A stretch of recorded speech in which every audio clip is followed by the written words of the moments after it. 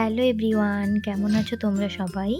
আমি নিবেদিতা আবারও তোমাদেরকে ওয়েলকাম জানাচ্ছি আমার চ্যানেল বিউটি টিপস বাই নিবেদিতাতে।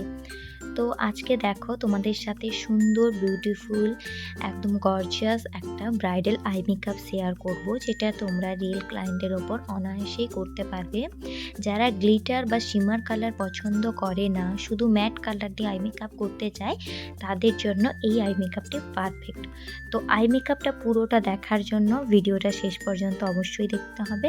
ভালো লাগলে লাইক কমেন্ট শেয়ার করে দিও এবং চ্যানেলটিকে সাবস্ক্রাইব করে পাশে থেকো। তো দেখো, অ্যাট ফার্স্ট আমি এখানে ইয়েলো কালার ইউজ করেছি। কালারটা আমি একটা বড় ব্লেন্ডিং ব্রাশে নিয়ে ইউজ করেছি।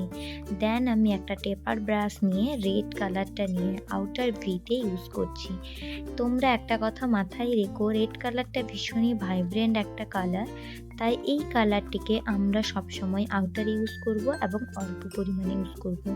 দেন এখানে অরেঞ্জের সেটটি আমি ব্লেন্ডিং ব্রাশে তুলে নিচ্ছি এবং ভালোভাবে দুটো কালারের মধ্যে ব্লেন্ড করে নিচ্ছি। এরপর আমি কাট ক্রিজ করার জন্য লিকুইড কনসিলার নিয়ে নিয়েছি এবং সুন্দরভাবে আইটাকে কাট করে নিচ্ছি। আমি এখানে হ্যান্ডে দেখিয়েছি, তো তোমরা এটা চোখের মধ্যেও সুন্দরভাবে করে নেবে আশা করছি। তো এরপর আউটার কর্নারে আমি আবার একটু রেড কালার ইউজ করছি ট্যাপার ব্রাশের মাধ্যমে। এরপর আমি রেড কালারটিকে ভালোভাবে ব্লেন্ড করে নেব এবং সামনের দিকে একটু ছড়িয়ে দিব, কিন্তু এক্ষেত্রে তোমরা কাটক্রিজটাকে পুরো কভার করে দিও না। এবং ইনার কর্নারের দিকে আমি ইয়েলো কালারটা দিয়ে ব্লেন্ড করে নিচ্ছি।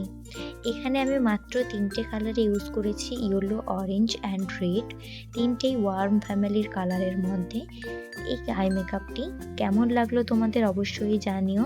আমি এখানে লাইনার পরিয়ে দিচ্ছি, তো তোমরাও এইভাবে লাইনার পরিয়ে দিবে। যদি আই মেকআপটি ভালো লাগে অবশ্যই একটা সুন্দর কমেন্ট করো। নেক্সট ভিডিও যদি তোমরা কিছু দেখতে চাও অবশ্যই আমাকে সাজেস্ট করতে পারো, আমি ভিডিও আনার চেষ্টা করব। তো চলো, আজ পর্যন্ত এতটুকুই। নেক্সট ভিডিওর জন্য ওয়েট করতে থেকো।